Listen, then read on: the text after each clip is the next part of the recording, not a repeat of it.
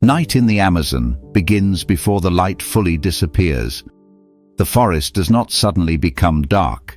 It thickens layer by layer until the space between the trees feels warm, wet and alive with invisible movement.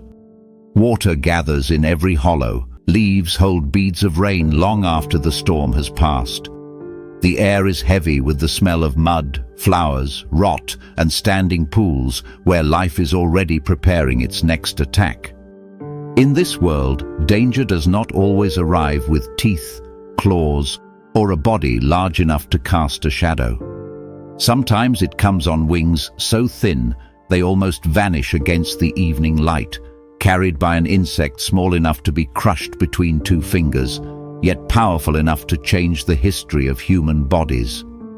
A mosquito does not seem like the kind of animal that should dominate the story of death. It has no strength in the way humans usually understand strength.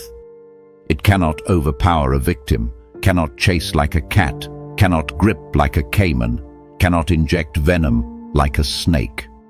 Its weapon is precision. A female mosquito lands with a weight so slight the skin barely registers her arrival. Her legs touch down first, testing the surface. Her antennae and mouthparts read the chemistry rising from the body. To her, a sleeping mammal is not a person, not a face, not a life with thoughts and memories. It is warmth, breath, moisture, salt and blood. Exhaled carbon dioxide drifts through the forest like an invisible flare. Body heat glows in the darkness. Lactic acid and skin odors add detail to the signal. Long before she touches skin, the body has already announced itself. The bite is not crude. It is engineered by evolution to be almost insulting in its elegance. The mosquito's proboscis is not a simple needle, but a bundle of delicate cutting and probing parts, working together to open the skin and search for a blood vessel beneath it. As she feeds, saliva enters the wound. That saliva helps keep the blood flowing, interferes with clotting, and softens the body's response just enough that the first puncture may pass unnoticed. The itch comes later, when the immune system finally understands that something foreign has entered. By then, the mosquito may already be gone, lifting away into the humid air with a red meal swelling inside her abdomen. Only females feed on blood, and even then, not because they are hunting for violence.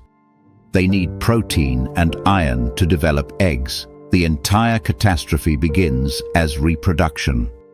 A tiny animal searching for the materials to make the next generation becomes, by accident and biology, one of the most efficient delivery systems on Earth.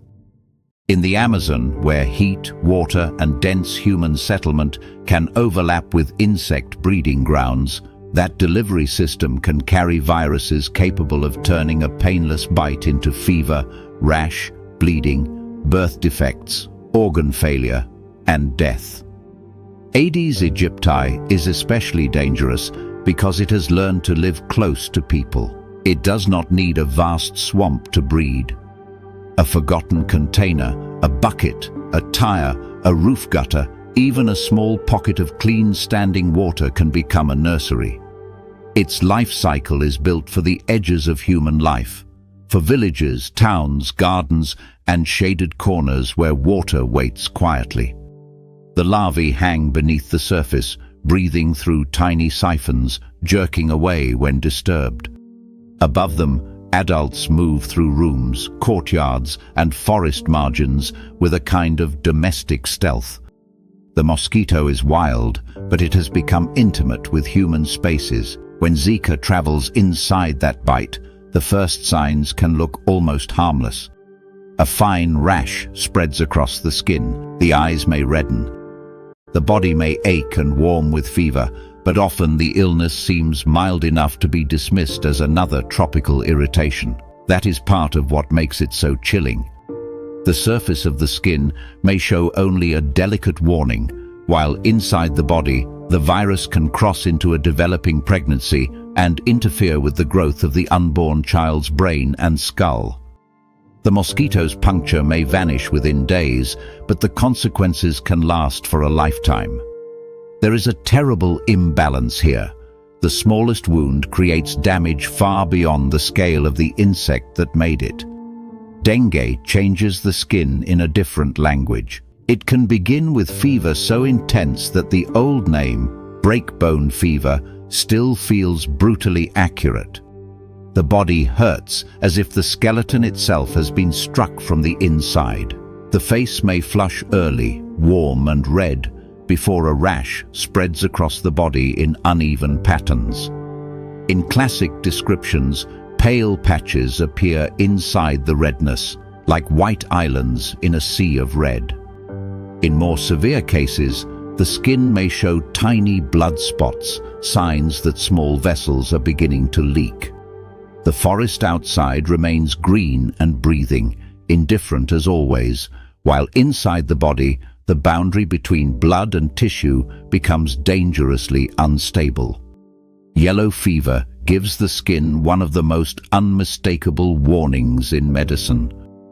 As the virus attacks the liver, the body's chemistry changes, and the skin and whites of the eyes can turn a deep yellow gold.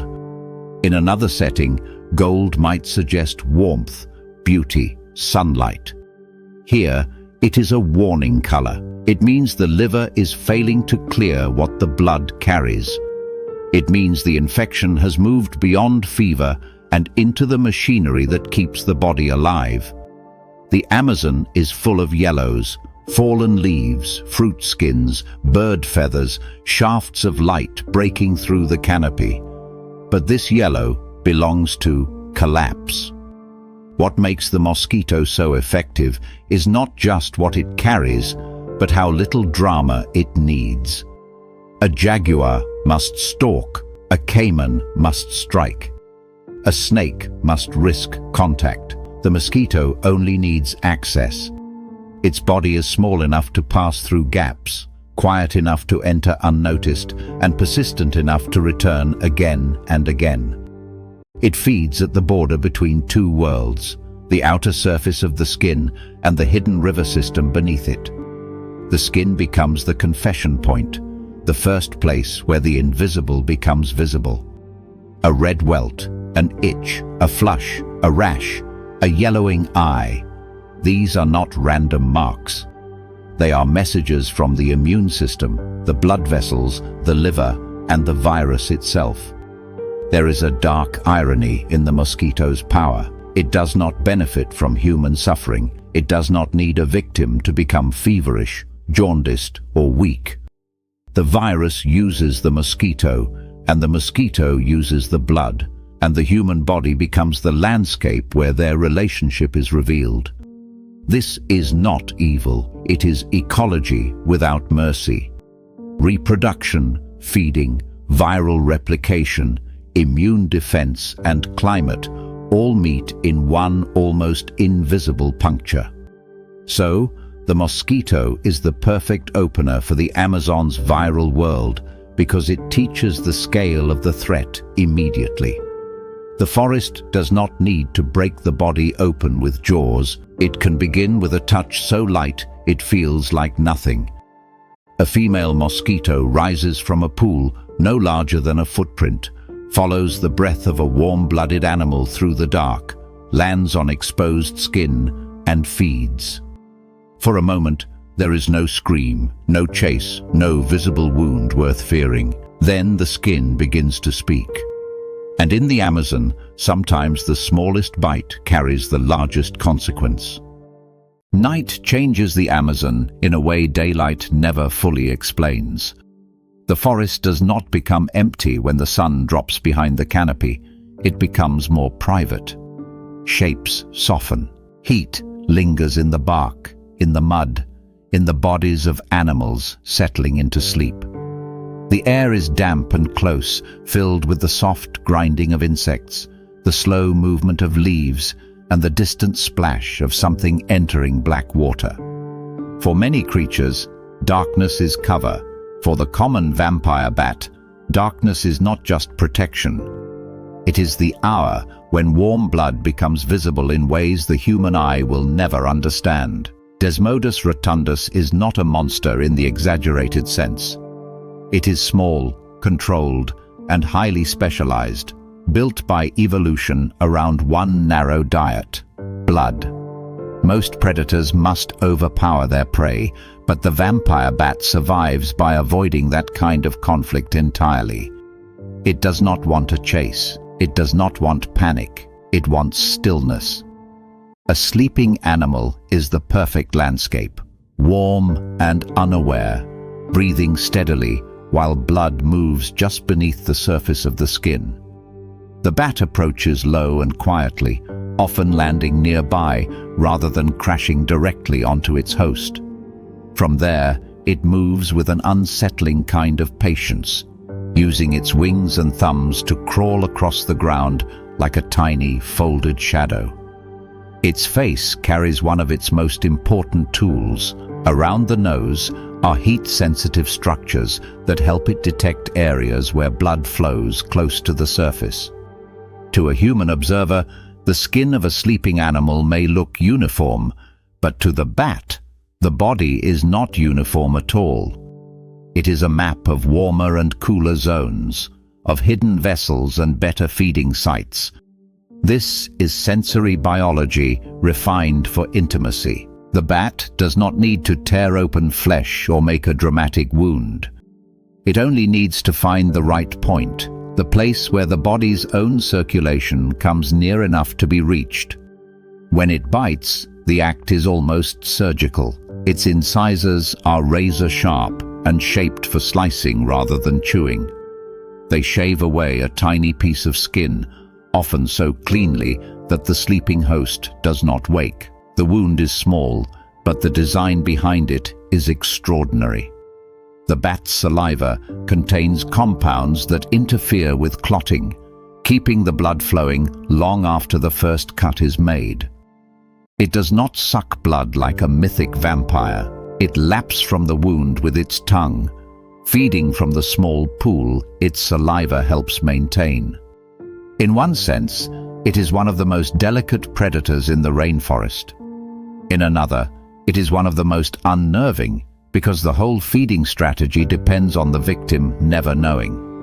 The wound itself may not look like much: a small mark, a wet patch, a faint line where blood has continued to seep after the bat has already disappeared into the trees.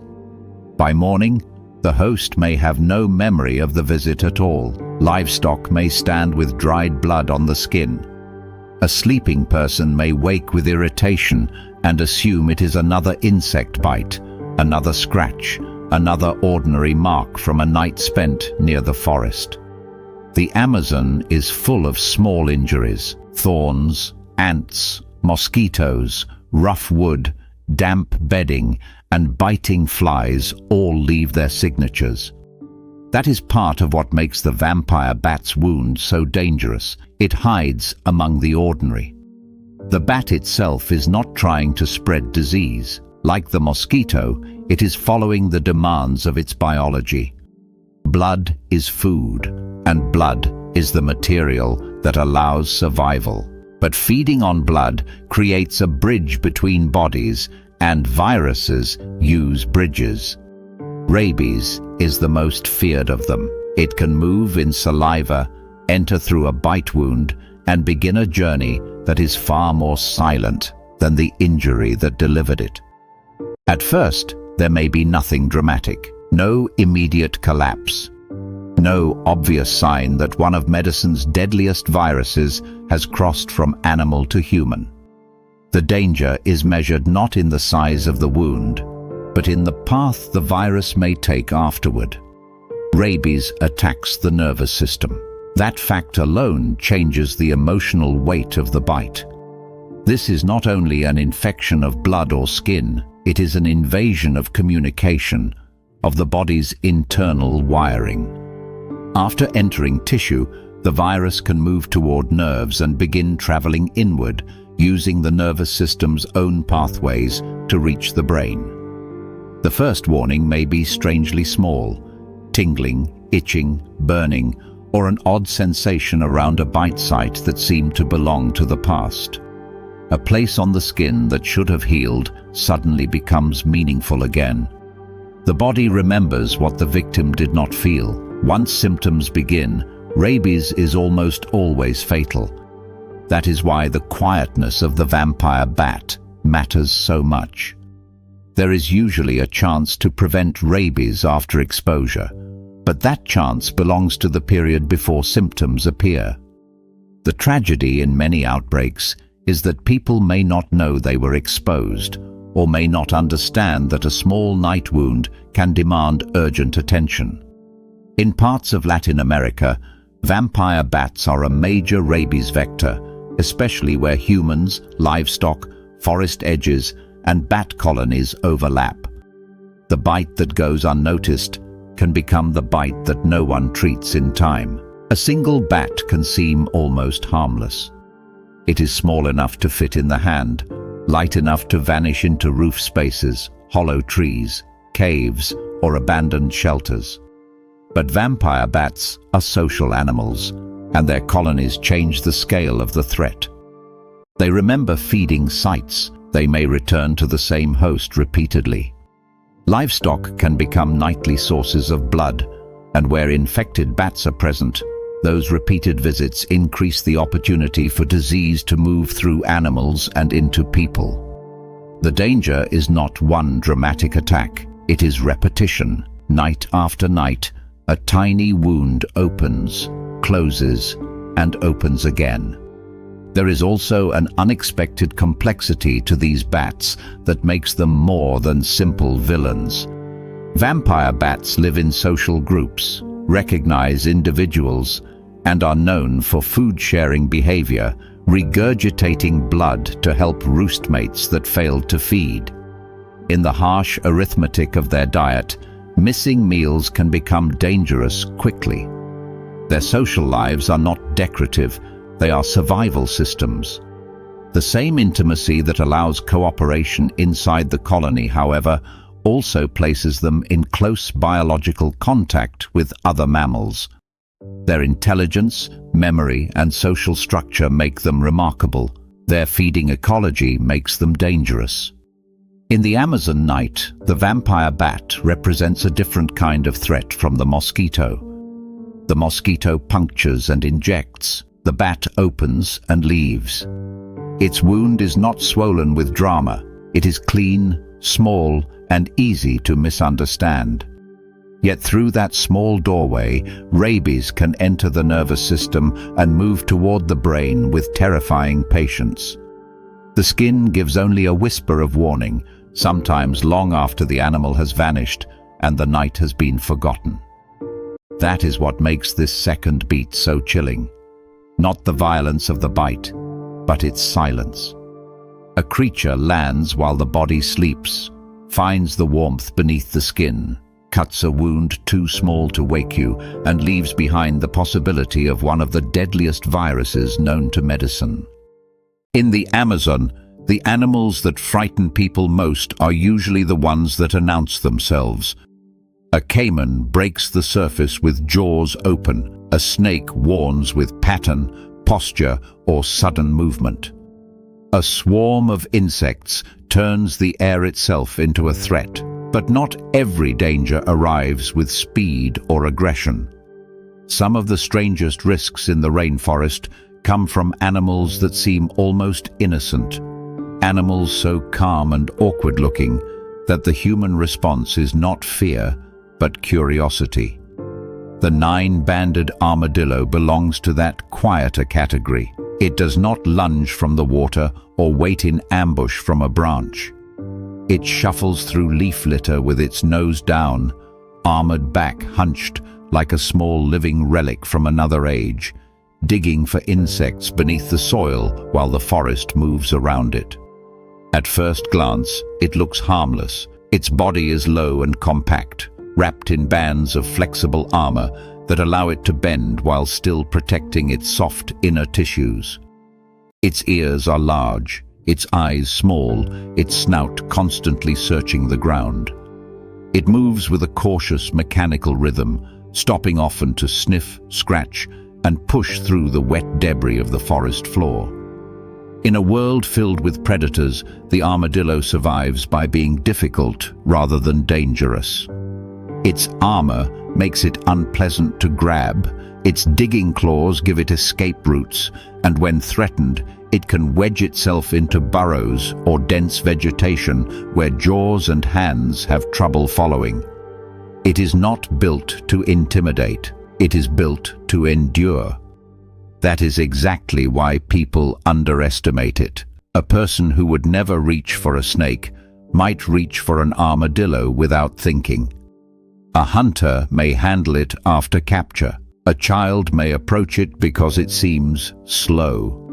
Someone may prepare it as food because across many parts of the Americas, armadillos have long been hunted and eaten.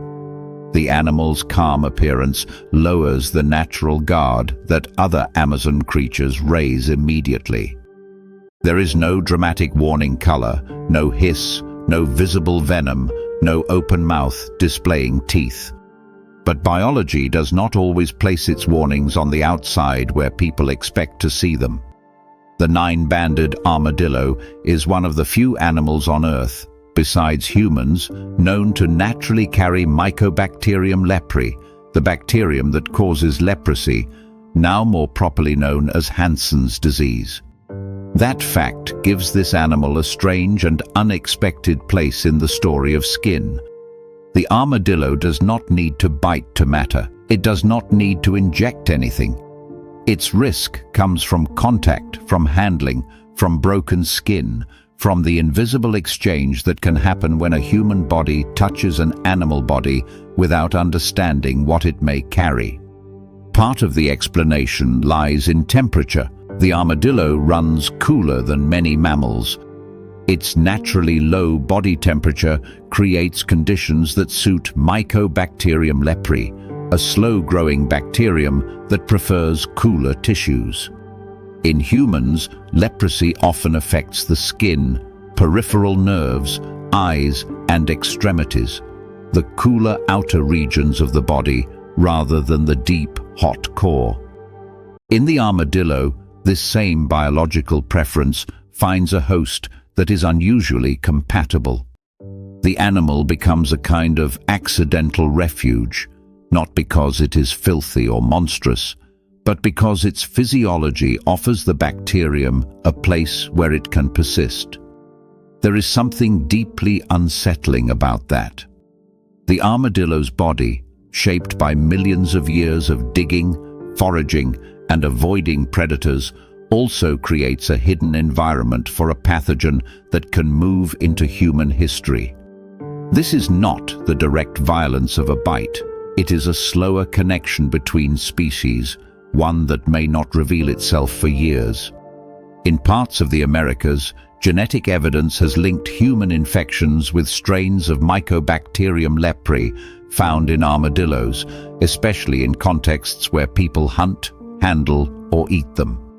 The forest floor, the cooking fire, the hand reaching down to lift a captured animal, these ordinary moments can become part of a much larger chain. The claws are another overlooked detail. An armadillo's front feet are designed for digging, and they are stronger and sharper than the animal's gentle appearance suggests. They tear through soil, termite nests, rotting logs, and root tangles in search of ants, beetle larvae, and other small invertebrates. When a frightened armadillo struggles in human hands, those claws can rake across the skin. A scratch may seem trivial in the moment, especially in a place where small cuts are part of daily life. But broken skin is an opening. In the rainforest, openings matter. They are doorways for bacteria, fungi, parasites, and viruses. And sometimes the danger is not the pain of the wound, but the biology that may pass through it. Leprosy is especially haunting because it does not behave like a sudden attack. It moves with patience. Symptoms can take years to appear, which means the original moment of exposure may vanish completely from memory. A person may forget the animal they handled, the hunt they joined, the meal they ate, or the scratch they ignored. Then, long after the forest scene has faded into the past, the skin begins to change. Pale or reddish patches may appear, sensation may fade. A place on the body that should feel heat, pain, or pressure may become strangely numb. The disease is not only written on the skin, it interferes with the nerves that allow the skin to speak. That numbness is one of the most important warnings. Pain is usually treated as the enemy, but in the body it is also a protective language. It tells a hand to pull away from fire, a foot to shift away from injury, a wound to be noticed. When nerve damage dulls that language, the body becomes easier to injure without realizing it. Small burns, cuts, and pressure wounds can accumulate because the warning system is weakened. The tragedy of untreated Hansen's disease has never been simply the skin patches themselves, but the slow damage to nerves and tissues that can follow when the disease is not recognized and treated. In the armadillo, the Amazon offers one of its most unexpected lessons. Danger can look peaceful. The animal continues its quiet work under the leaves, turning soil, eating insects, aerating the ground, and linking hidden layers of the ecosystem. It is not an invader of human life in the way a mosquito is, or a night visitor like the vampire bat. Most of the risk begins when humans close the distance. The hand reaches out. The animal is lifted, the claws scrape, the body is cleaned, cooked, or carried. What seemed like a harmless encounter becomes part of a biological exchange that may remain invisible for years. And that is why the armadillo belongs in this story. It breaks the pattern. It reminds us that the rainforest does not always warn with fear. Sometimes the most far-reaching mark on the skin begins with an animal that looks too slow to matter, too armored to be fragile, too calm to be dangerous. The 9-banded armadillo moves through the Amazon like a small armored shadow, nosing through the wet earth for insects, unaware of the human meaning attached to its body. Yet hidden inside that ordinary life is a disease that can wait, travel, and write its warning long after the encounter has been forgotten. In this chapter of the forest, the wound is not dramatic. The threat is not loud. The skin remembers what the mind has already lost. In the Amazon, danger often wears a face people recognize too late. A flash of scales, a moving ripple in black water, a shadow passing under a branch. But the marine toad changes the rules because it does not need to chase, strike, or even look especially dangerous. It sits low in the wet leaves like a lump of living mud, broad-bodied and heavy, with rough skin that catches beads of rain and golden fragments of light. At night, when the forest floor begins to move with beetles, termites, ants, and small vertebrates, this toad becomes part of the damp machinery of the understory. It is not graceful. It is not fast. It does not need to be. Its power is not in its legs or jaws. Its power is written into the skin. The cane toad, also called the marine toad, is one of the largest toads on Earth, and its size gives it a strange presence among the leaf litter. It looks almost overbuilt, with a wide head, thick limbs, and a body that seems designed more for endurance than escape. Behind the eyes sit the real warning. Large parotoid glands, raised and swollen like chemical reservoirs beneath the skin. These glands are not decoration, they are defensive organs. And when the toad is threatened, bitten, squeezed, or handled roughly, they can release a milky secretion loaded with toxins. For most animals, skin is a boundary. For this toad, skin is a weapon. That makes the marine toad different from many of the threats in this story. A mosquito pierces the skin to deliver infection. A vampire bat opens the skin and may leave a virus behind. An armadillo becomes dangerous when hidden bacteria find a doorway through broken tissue, but here, the direction of danger reverses. The toad is the one being touched, bitten, or mouthed, and the punishment flows outward.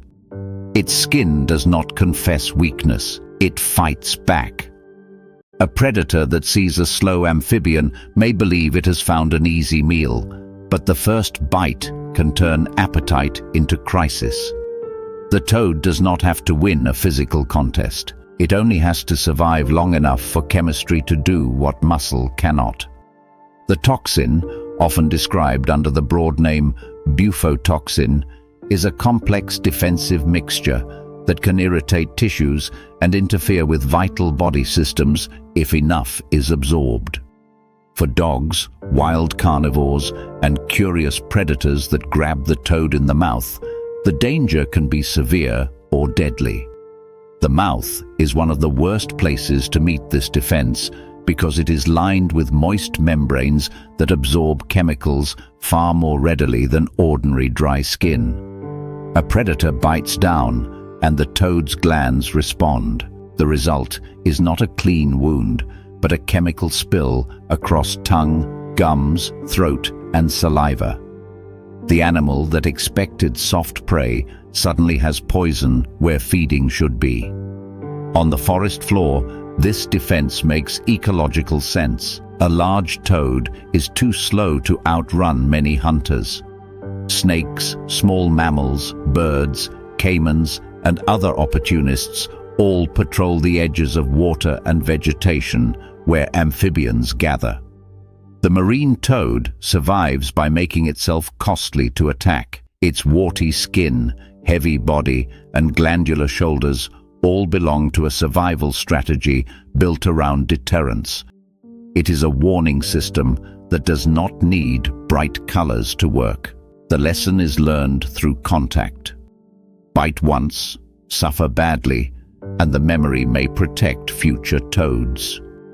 For humans, the risk is usually not the same as swallowing the toad, but it can still become serious when people handle it carelessly. Toxin on the hands may seem harmless for a moment, especially if the skin is intact. But the danger increases when that secretion reaches the eyes, mouth, nose, or an open cut. A person catches the toad, feels the slick pressure of its body, notices the milky fluid near the glands, then wipes sweat from an eye or touches a scratch without thinking. That simple movement can turn curiosity into burning pain, inflammation, and urgent discomfort. The toad has not attacked. The body has simply carried the chemical to the wrong doorway.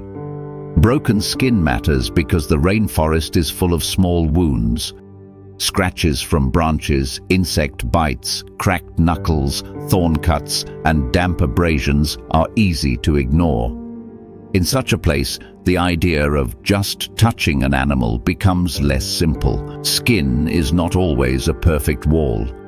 It is a living surface, constantly repairing itself, full of tiny weak points where chemistry can enter more easily than expected. If the toad's secretion reaches one of those points, the reaction may spread beyond the exact place of contact. The warning can become redness, pain, swelling, burning, or a deeper inflammatory response that reminds the body it has crossed a chemical boundary. The most unsettling part is that the toad's defense can reach beyond irritation. In larger exposures, especially when toxins are absorbed through mucous membranes or ingested, the compounds can affect the heart and nervous system. That is what makes this animal's skin so unusual. It is not merely unpleasant, it is physiologically active. It can disrupt the systems that keep rhythm, coordination, and stability inside the body. A predator that bites the toad may stumble, salivate, shake, or collapse. The toad remains exactly what it appeared to be, slow, heavy, almost passive, while the attacker's body becomes the battlefield. There is a dark irony in the marine toad's success. In its native range, it is part of a long ecological conversation. Predators, parasites, competitors, and prey all exist around its chemical defense. But in places where humans introduced it outside that natural balance, the same skin became an ecological disaster. Predators that had no evolutionary history with the toad tried to eat it and died from the mistake. A defense that protects one animal can reshape whole communities when carried into the wrong landscape. The toad did not become more toxic because it crossed a border. The environment around it simply failed to understand the warning. Back in the Amazon night, the marine toad waits under wet leaves with the patience of an animal that does not need to impress anyone. Insects move in front of it, and the toad feeds with sudden, simple efficiency, its tongue taking small lives from the forest floor. It is predator and poison package at once, a slow hunter wrapped in a dangerous surface. Its skin is not smooth like a frog's jewel-like warning colors. It is rough, glandular, and practical, built for a world where being eaten is a constant possibility. That is why this chapter belongs in the middle of the story. It shifts the fear away from the animals that chase us and toward the animals we underestimate. The marine toad does not need fangs. It does not need speed. It does not need to look dramatic. Its warning belongs to its own skin, and if you ignore it, your skin may pay the price. A hand reaches down because the animal seems harmless. A predator bites because the body looks slow. A dog mouths it because curiosity arrives before caution. Then the glands open, the milky toxin spreads, and the encounter changes instantly. In the Amazon, even a quiet toad can remind the body that touch is never neutral. The Amazon at night is not silent. It only hides its smallest movements under larger ones. Rain ticks from leaf tips into the dark. Frogs call from flooded hollows. Termites move inside dead wood. Somewhere above, bats pass through the canopy without touching a branch. But closer to the ground, closer to walls, palm thatch, animal shelters, and the warm edges of human sleep, another hunter begins its work with almost no sound at all. The kissing bug does not need speed, strength, or spectacle. Its danger is built around patience, darkness, and the terrible advantage of a victim who never wakes. Triatoma bugs, often called kissing bugs because they tend to bite near the mouth and eyes, are not dramatic predators in the way people imagine rainforest threats. They are flattened, angular insects, built for slipping into cracks, hiding in walls, roofing, leaf litter, animal nests, and the rough spaces where human homes meet wild ecosystems. By day, they remain hidden. By night, they emerge into a world mapped by warmth and breath. A sleeping body releases heat into the air. Exhaled carbon dioxide drifts from the mouth and nose. Skin odors gather around the face. To the bug, this is not a person at rest. It is a signal field, a living source of blood outlined in chemistry. The bite itself is quiet by design. Like the mosquito and the vampire bat, the kissing bug survives by avoiding alarm. It approaches slowly, finds exposed skin, and inserts its mouthparts with such little disturbance that the sleeper usually feels nothing. This is not an animal that wants a struggle, it wants access. The face offers warmth, thin skin, moisture, and openings where the body's defenses are more vulnerable. That is why the old name feels so chilling. A kiss suggests closeness, but here the closeness is biological theft. A feeding event so intimate, the victim may not discover it until morning, if they discover it at all. But the bite is only the beginning. The real danger comes from what the bug may carry. Trypanosoma cruzi, the parasite that causes Chagas disease. Unlike many infections delivered directly through saliva, this parasite often enters by a more grim and indirect route.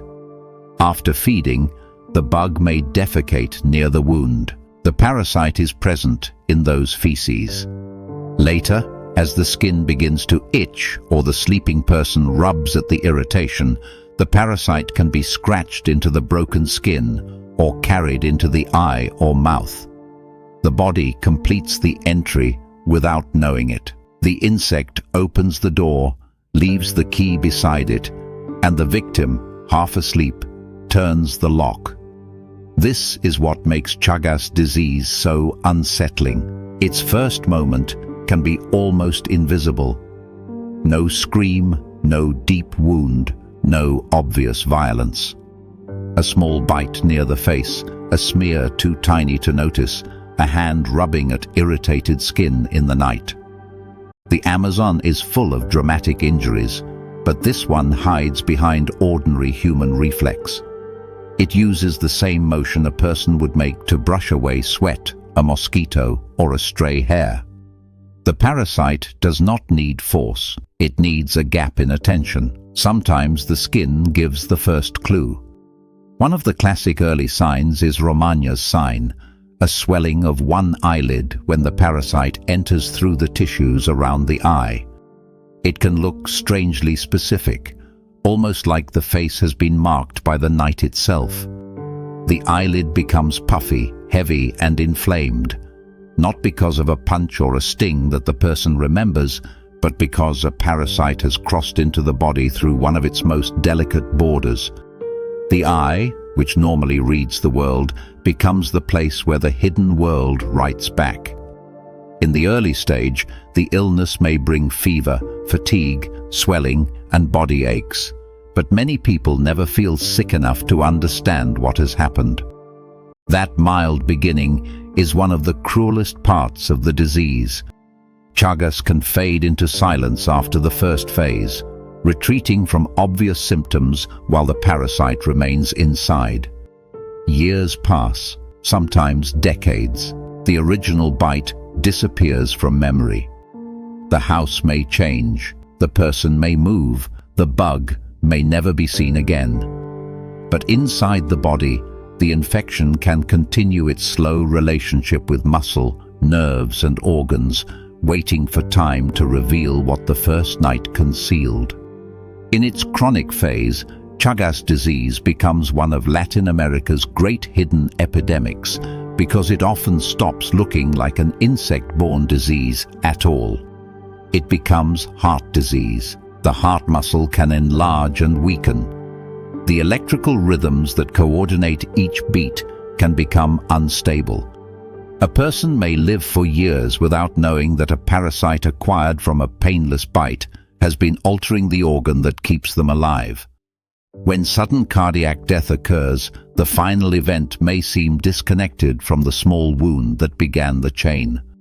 The forest's smallest contact has become a failure deep in the chest. That delayed destruction changes how we understand danger. A jaguar kills in a moment. A Caiman attack is remembered because the body cannot forget it. Venom burns its signature quickly, but Chagas disease stretches the timeline until cause and consequence no longer feel connected. The insect feeds in darkness. The heart fails years later in daylight. That distance protects the parasite from recognition. It also explains why so many infections are missed. People do not always seek care for a bite they never felt, from a bug they never saw, causing a disease that may stay quiet until it has already done deep work. The ecology around Tryatoma is also deeply tied to the way humans reshape landscapes. These bugs naturally feed on many wild and domestic animals, moving through nests, burrows, shelters, and cracks where hosts sleep. But when forests are disturbed, when homes are built with gaps that insects can hide in, when livestock, dogs, wild mammals and people live close together, the parasite's opportunities multiply. The kissing bug becomes a bridge between wild cycles and human bedrooms. It is not simply an insect from the forest invading human life. It is a creature taking advantage of the shared edges where human shelter, animal blood, and rainforest ecology overlap. There is a brutal efficiency in that. The bug does not need to be everywhere. It only needs to be where people sleep. It does not need to attack often. It only needs one successful feeding and one contaminated entry point. Its body is small, but its timeline is enormous. It connects a few minutes of feeding to years of hidden infection, and sometimes to a final heartbeat that no one traces back to a swollen eyelid in childhood. That is why the kissing bug belongs near the end of this story. It is not the loudest threat, and it is not the most visually terrifying.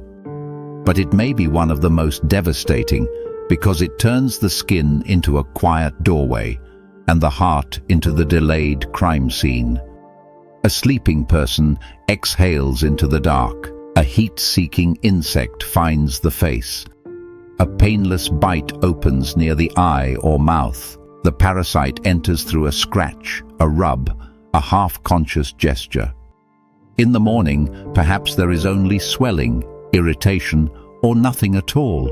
Years later, the body may finally reveal what happened. The smallest bite becomes the slowest ruin, and the swollen eye is the first quiet warning from a disease built to outwait memory. At the edge of the Amazon River, the forest does not end cleanly. It dissolves into mud, flooded roots, floating leaves, and black water so dark it seems to hold the night even during the day. The boundary between land and river is unstable here. A person steps down to wash, fish, collect water, or push a canoe from the bank, and for a few seconds the body belongs to both worlds. One foot is still in the human world of paths and firelight. The other is close to a surface that can break open without warning. In that narrow strip, where warm skin, shallow water, and poor visibility meet, the black caiman waits with a patience that feels almost geological. The black caiman is the apex predator of Amazon waters, and everything about its body is built around ambush. It does not need to patrol loudly or waste energy in open pursuit. It can hold itself almost motionless at the surface, with only the eyes and nostrils exposed, turning the rest of its body into a submerged shadow. The dark armor of its back blends with tea-colored water, submerged branches, and the reflections of the canopy. From above, the river may look calm. Beneath that calm, a predator longer than a canoe can be measuring distance, pressure, vibration, and opportunity with an ancient kind of precision. A large black caiman can exceed 4 or even 5 meters in length, and size changes the meaning of a bite. Smaller animals wound. A predator this large can seize, crush, twist, and drag. Its skull is a wedge of muscle and bone, engineered not for chewing but for clamping down with overwhelming force. The teeth are conical, not like blades designed to slice cleanly, but like pegs made to grip living flesh and keep it from escaping. When those teeth enter skin, they do not make a neat injury. They punch deep, irregular holes through tissue, driving water, mud, saliva, fragments of debris, and bacteria far below the surface. That is where the second weapon begins. The caiman's bite is already terrifying because of the force behind it, but the mouth also carries an invisible threat. Like other crocodilians, a caiman lives in a world of carrion, fish, reptiles, mammals, river mud, and decomposing organic matter. Its mouth can harbor a dense mixture of bacteria, and a deep bite wound can become a perfect place for those microbes to take hold. The skin is opened, but the contamination does not remain on the outside where it can be easily washed away. It is pushed down into warm, damaged tissue, where blood supply may be disrupted and oxygen may be limited. In that hidden space, infection can begin working before the wound even looks as bad as it truly is.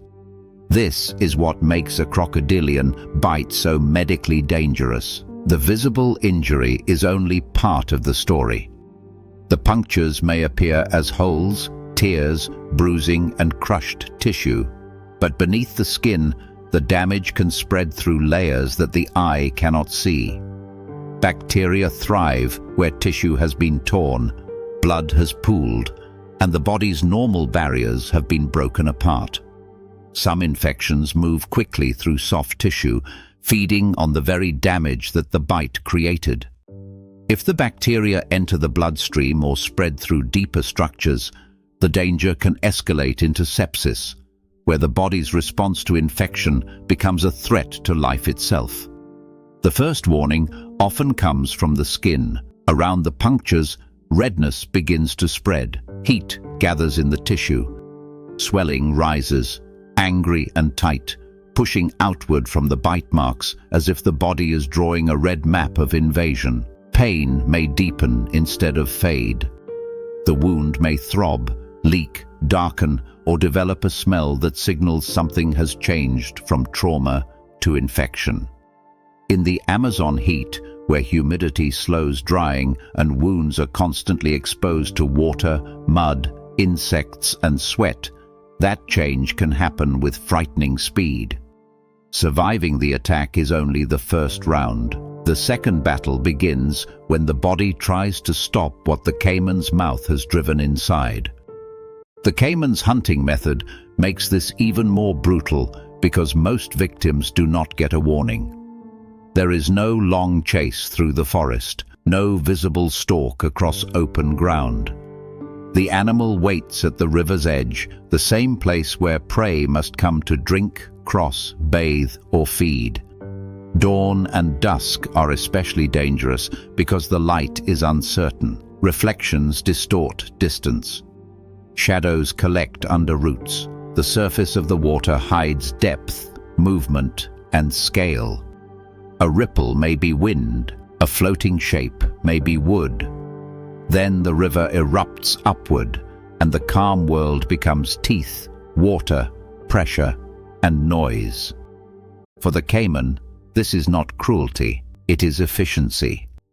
Ambush predators survive by compressing everything into one decisive moment. The stillness before the strike saves energy. The explosion of movement spends it all at once. If the caiman misses, the opportunity is gone. If it connects, the victim may be pulled off balance before the mind has fully understood what happened. At the water's edge, gravity and panic favor the predator. Mud slips underfoot. Hands reach for roots that break or bend. The body loses the firm ground it needs to resist. The river, which looked like a boundary, becomes a trapdoor. Inside the ecosystem, the black caiman plays a powerful role. It is not simply a danger to humans, it is part of the river's structure. As a top predator, it helps shape the behavior of fish, birds, mammals, reptiles, and other animals that depend on the water. Its presence changes where animals drink, when they cross, how they move through flooded forest, and how carefully they read the surface. A river with caimans is not just habitat, it is a field of decisions. Every animal that approaches it must balance thirst, hunger, migration, escape, and risk. The caiman survives because it understands that hesitation can be as important as speed. But for humans, the danger is especially sharp because daily life often brings people exactly where the caiman hunts best. Fishing means leaning over water. Bathing means lowering the body into it. Collecting water means focusing on the container, not the submerged shape nearby. In remote river communities, the Amazon is not scenery. It is road, pantry, washing place, workplace, and border. People do not approach the water because they are careless. They approach because life requires it. That is what makes the Black Caiman such a powerful finale. It stands at the meeting point between human necessity and predator design. Compared with the earlier threats, the Caiman is the most visibly overwhelming. The mosquito is almost weightless. The vampire bat is silent. The armadillo is underestimated. The toad punishes the hand that touches it. The kissing bug hides a parasite inside a sleeping gesture. But the Caiman brings the story back to raw physical force, then adds the invisible world beneath it. It does not only open the skin, it opens the body deeply enough for the river's bacteria and the mouth's bacteria to follow.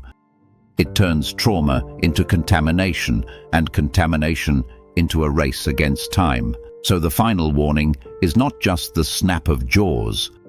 It is what happens afterward, when the water settles again and the wound begins to change. Redness spreads around punctures that seemed survivable. Heat rises under the skin, swelling pushes outward. The body sounds its alarm in color and pain, warning that the attack did not end when the Caiman let go. In the Amazon, the largest jaws do not always kill in the first moment. Sometimes they leave behind a second predator too small to see, multiplying in the dark tunnels beneath the skin. The Black Caiman explodes from the river, opens the body in a single bite, and lets infection carry the echo of that strike long after the water has gone calm.